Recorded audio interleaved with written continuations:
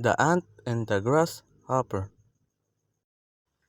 A grasshopper spent his summer singing and dancing, while a team of ants has worked hard all summer collecting food for the winter.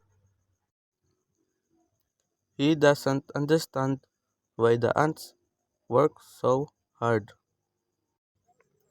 When winter comes, the grasshopper finds himself dying of hunger and sees the ant serving up food to survive.